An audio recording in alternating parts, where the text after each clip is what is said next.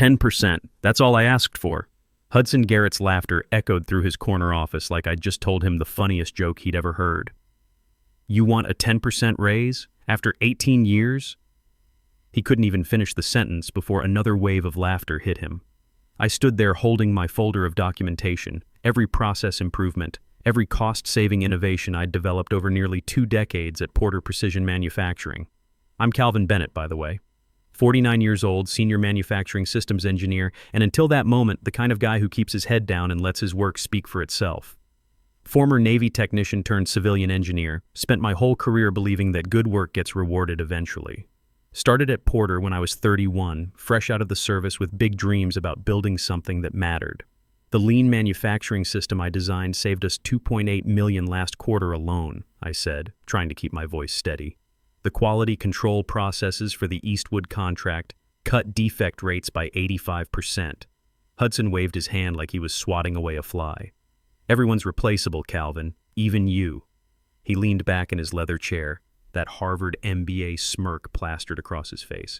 If you think you're worth more, feel free to test the market. That's when I knew what I had to do.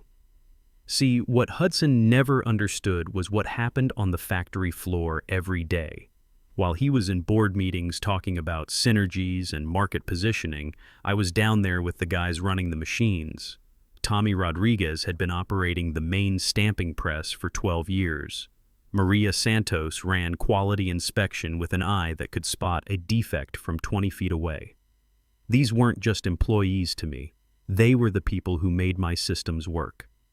My lean manufacturing protocols didn't come from some business school textbook. They came from watching Tommy struggle with material flow bottlenecks during shift changes, from seeing Maria catch problems that our expensive inspection equipment missed, from understanding that the best innovations happen when you actually know how things work, instead of just how they look on a spreadsheet. The system I developed for Eastwood wasn't just about efficiency metrics. It was about reducing the physical strain on workers while improving output quality. The old process had guys lifting 50-pound components 200 times per shift. My redesign used pneumatic assists and better workflow staging. Productivity went up 35%, but more importantly, workplace injuries dropped to 0. I understand completely, I said, closing my folder. Thanks for clarifying where I stand. Listen, Calvin. His voice softened with fake concern. You're good at what you do, but you're essentially a back office function. The board barely knows your name. That's just business. Back office function. Right. Because apparently designing the manufacturing systems that actually make the products doesn't count as real business. I walked back to my desk past the glass offices of managers who'd been here half as long as me. My workstation sat in the corner of the engineering bay, surrounded by the CAD terminals and testing equipment I'd helped select and configure. The place I'd called home for 18 years. From my desk, I could see through the windows down to the factory floor where third shift was just starting up. My computer screen showed the quarterly company newsletter featuring Hudson's innovative manufacturing revolution that had landed the Eastwood automotive contract. My revolution. My 60-hour weeks for 8 months straight. My solution that cut their production costs by 35% and made Porter their preferred supplier. The article had a nice photo of Hudson shaking hands with Eastwood's procurement director. No mention of the engineer who'd actually designed the systems that made it possible. I opened my desk drawer and pulled out a worn leather notebook. Inside were my personal project notes from over the years, ideas I'd developed at home, processes I'd refined on my own laptop during weekends, innovations I'd documented meticulously with dates and development logs, things the company had implemented because I'd been too eager to prove myself, too willing to share without formal acquisition paperwork. I flipped to my notes from 4 years ago. The lean manufacturing protocols that became the backbone of our entire operation. At the top of the page, in my own handwriting, personal project, precision manufacturing optimization, developed at home, started 3/15/2020. What Hudson didn't know, what Porter's legal team had never bothered to investigate, was that I'd never signed over the rights to my most valuable innovations. The standard employment contract covered work done during company hours using company resources. My breakthrough processes were documented as personal projects, developed on my own time with my own equipment. The irony wasn't lost on me. I'd spent my Navy years working on aircraft carrier mechanical systems. Everything there was about precision, reliability, and understanding that people's lives depended on getting the details right. When I transitioned to civilian manufacturing, I brought that same mindset. Every system I designed wasn't just about numbers on a report. It was about creating something that actually worked in the real world. I pulled out my phone and scrolled to a contact I'd saved but never called. Diana Walsh, VP of Operations at Velocity Industrial Systems, our biggest competitor. She'd reached out several times over the years through LinkedIn and industry conferences. Her last message, sent 4 months ago. The offer stands whenever you're ready, Calvin. We need innovators who understand real manufacturing. My finger hovered over the call button. 18 years of loyalty screamed at me to stop. Then I remembered Hudson's laughter. I pressed call. Diana Walsh speaking. This is Calvin Bennett from Porter Precision. I think it's time. We had that conversation you mentioned. Calvin, I was starting to think you'd never call. Are you free for dinner tonight? 3 hours later, I sat across from Diana at Richardson's Steakhouse downtown. She'd made the reservation with one phone call. The place had white tablecloths and waiters in bow ties. Not exactly my usual scene, but Diana seemed comfortable here. I've been following your work for years, Diana said, cutting into her steak. The sudden improvements in Porter's efficiency metrics, the patent applications that mysteriously appeared after gaps in your conference presentations. Those lean manufacturing systems for Eastwood were revolutionary. How did you know that was my work? Diana smiled.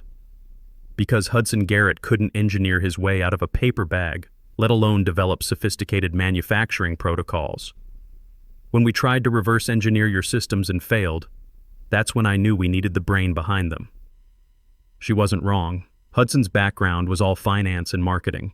His father had founded Porter back in the 80s, and Hudson had grown up expecting to inherit the business. When the old man retired 3 years ago, Hudson stepped right into the CEO role. Never spent a day on a production line, never understood how the machines actually worked. What exactly are you offering? I asked. VP of Manufacturing Systems, double your current salary, profit sharing, your own engineering team. She leaned forward. But more importantly, recognition. Your name on your patents, proper credit for your innovations. The recognition part hit different than the money. Don't get me wrong, doubling my salary would be life-changing.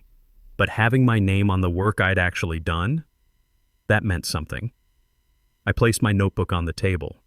I have documentation proving these systems were personal projects. Porter implemented them but never formally acquired the intellectual property. Diana's eyes widened as she grasped the implications. That's quite an oversight on their legal department's part. Hudson doesn't value back-office functions, I said, including legal oversight, apparently. We talked for another hour about technical specifics. Diana knew her stuff. She'd started as a process engineer herself before moving into management. When I explained the pneumatic assist modifications I'd developed for heavy component handling, she immediately understood the worker safety implications. When I described the statistical process control algorithms I'd written, she asked smart questions about data collection intervals and control limits. This was what I'd been missing at Porter, someone who actually understood the engineering behind the business decisions. 2 weeks. That's what I told her I needed. 2 weeks to wrap up my current projects and make the transition clean. Diana agreed, but I could see she was eager to get started. Velocity had been losing ground to Porter for the past 2 years, ever since my innovations had gone live. Now she had a chance to turn that around. The drive home gave me time to think. 18 years is a long time at one company. I knew every corner of that factory, every quirk of every machine. I'd trained most of the current engineering staff. Hell, I'd helped design the workspace layout when they expanded the facility in 2018. But loyalty has to work both ways. I'd given Porter the best years of my career, and Hudson had just made it clear that meant nothing to him. The next morning, I started preparing my transition. First step was documenting everything I'd officially developed for Porter versus my personal projects. The company owned plenty of my work, standard process improvements, equipment specifications, training materials. But the core innovations that had transformed their manufacturing efficiency, those were mine. I spent the weekend going through my files, both at work and at home. The pattern was clear. Every major breakthrough had started as a personal project. I developed the concept at home, test it on my own laptop, then bring it to work as a proposed improvement. Porter had been happy to implement my ideas, but they'd never bothered with the paperwork to actually acquire them. My biggest concern was the guys on the floor. Tommy, Maria, and the rest of the crew hadn't done anything wrong. They were good people who just wanted to do their jobs and take care of their families. If Porter struggled after I left, they'd be the ones to suffer. But I also knew that Velocity had a better reputation for treating their workers fairly. Diana had mentioned they were looking to expand their Ohio operations. Maybe there would be opportunities for the good people at Porter if things went south.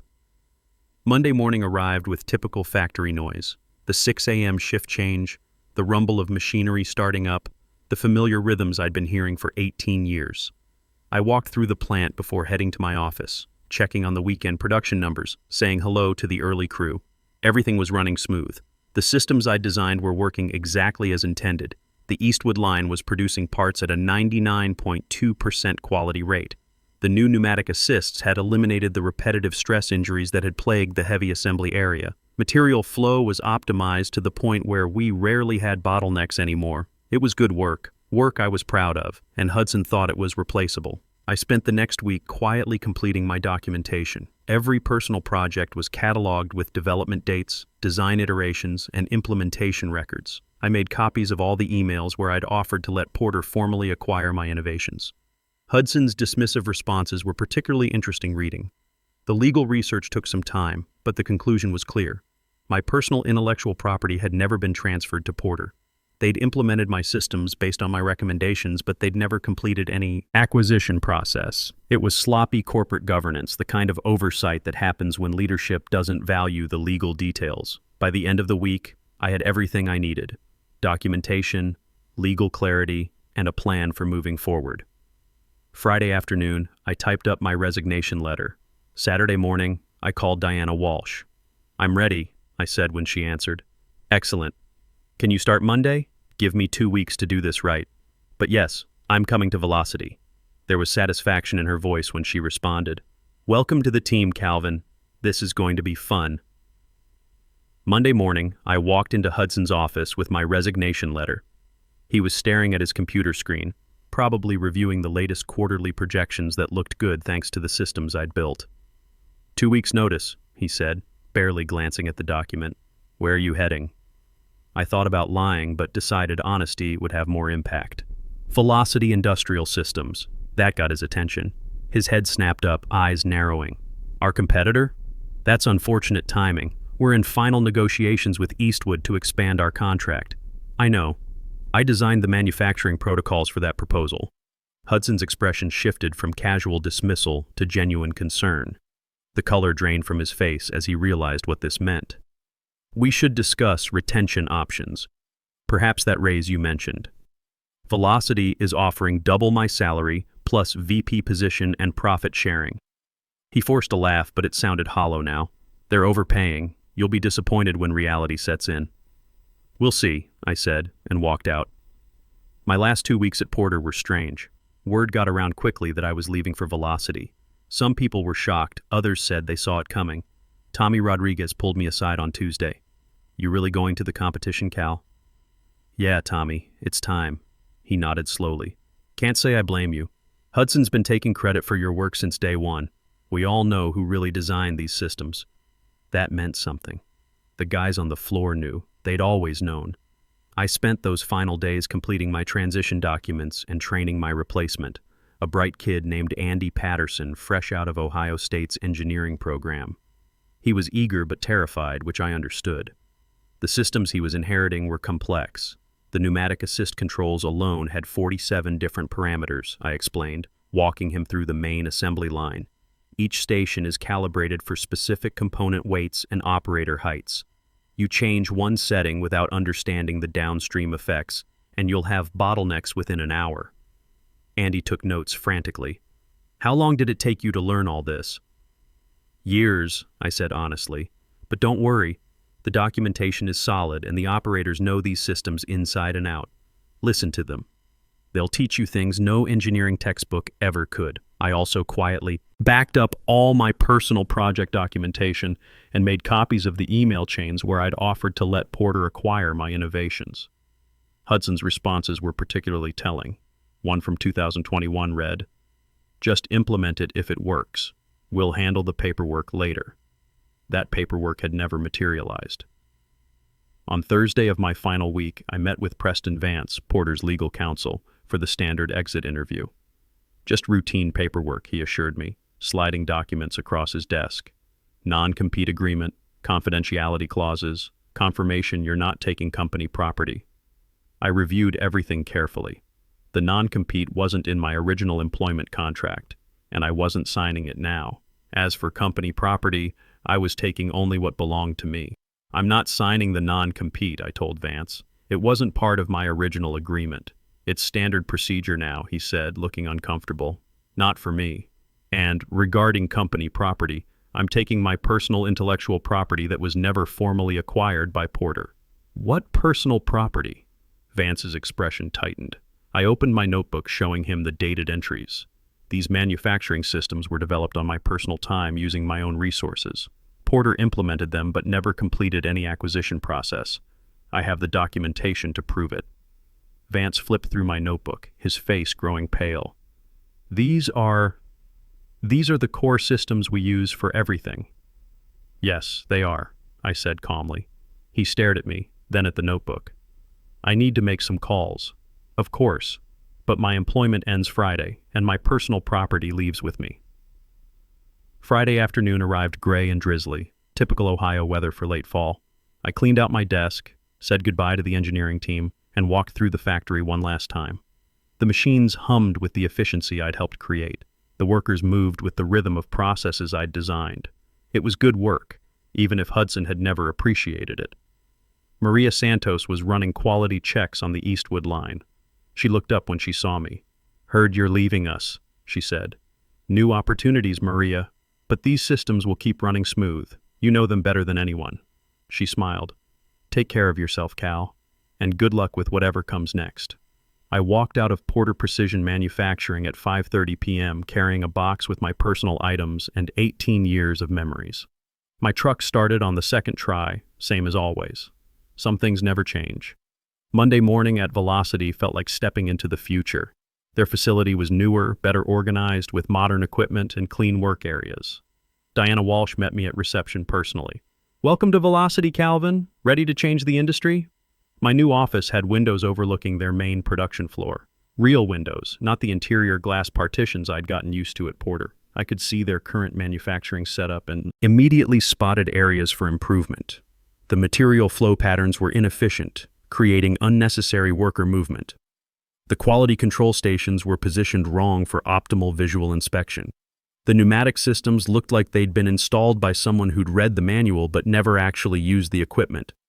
Diana introduced me to my team, 8 engineers ranging from recent graduates to industry veterans. They were eager to learn what I'd brought from Porter, but I had bigger plans than just copying old systems.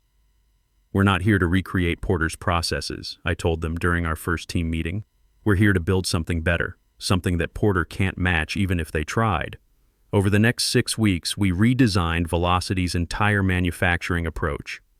The lean principles I developed were just the starting point. We integrated predictive maintenance algorithms, improved worker ergonomics, and implemented real-time quality monitoring that caught defects before they became problems. The results were immediate. Production efficiency jumped 28%, operating costs dropped 22%. Quality metrics improved across every product line.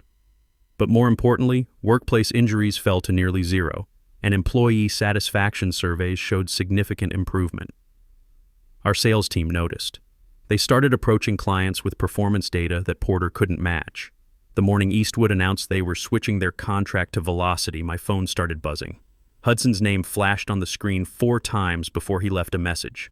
"Calvin, this is Hudson. We need to discuss consulting opportunities immediately. Porter is prepared to offer substantial compensation. Please call me back." I saved the message but didn't return the call. The irony wasn't lost on me. 3 months ago, I'd asked for a 10% raise and got laughed at. Now he was talking about substantial compensation.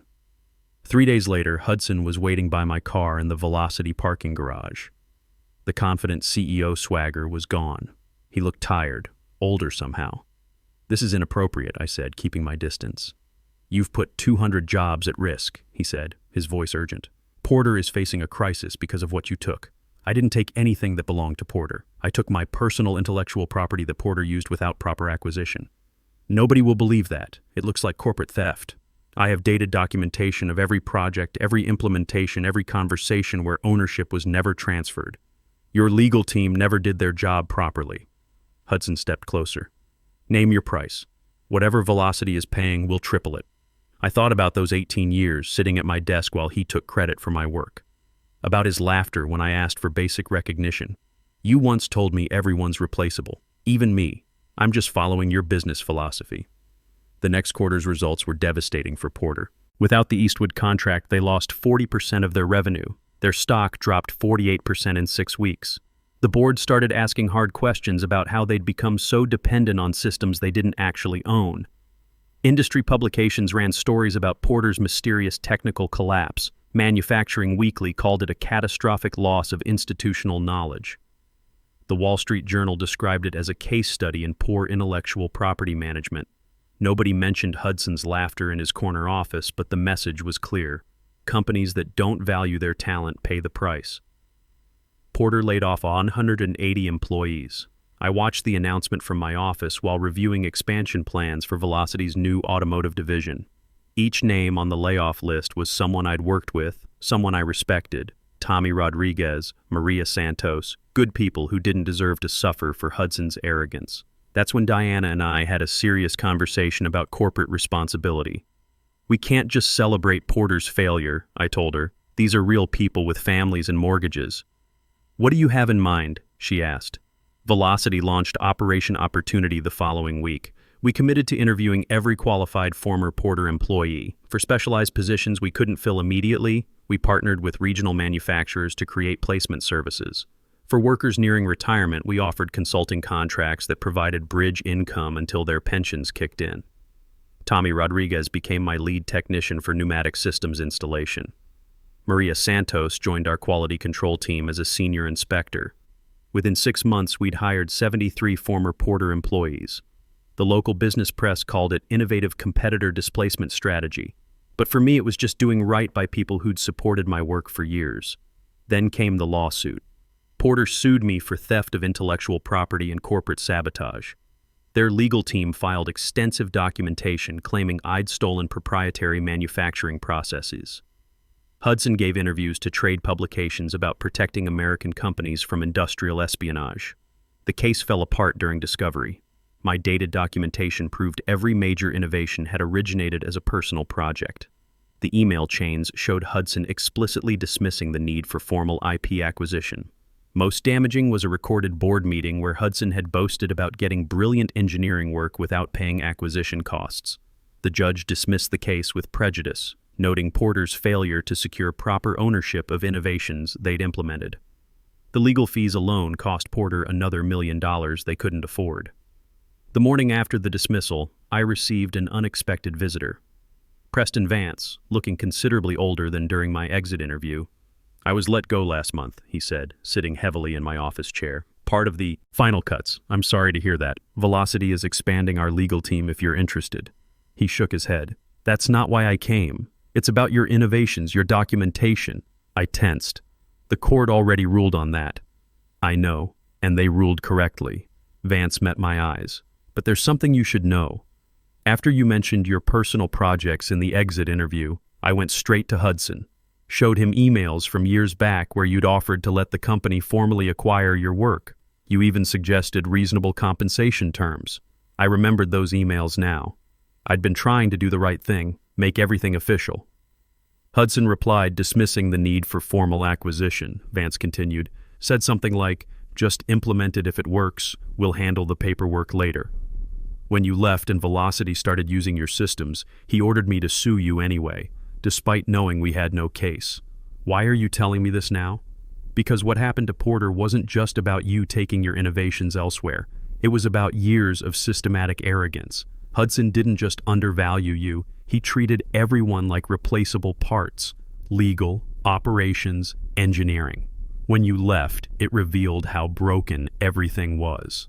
6 months later, Porter filed for Chapter 11 bankruptcy. Hudson was forced to resign. The board brought in turnaround specialists, but it was too late. Velocity had captured most of their market share, and other competitors had moved into the gaps. Today, I sit in my VP office at Velocity, looking out at our expanded manufacturing floor. My team has grown to 20 engineers. We hold 15 patents with my name prominently listed. Industry awards line my bookshelf. But the real satisfaction comes from seeing Tommy Rodriguez training new technicians, watching Maria Santos mentor young quality inspectors, knowing that good people found better opportunities. Sometimes young engineers ask me when they should stand up for themselves. My answer is simple. Don't wait 18 years like I did. Know your worth, document your contributions, and never let anyone convince you that good work doesn't deserve recognition. 18 years of loyalty should mean something. When it doesn't, sometimes the most powerful response is proving them wrong.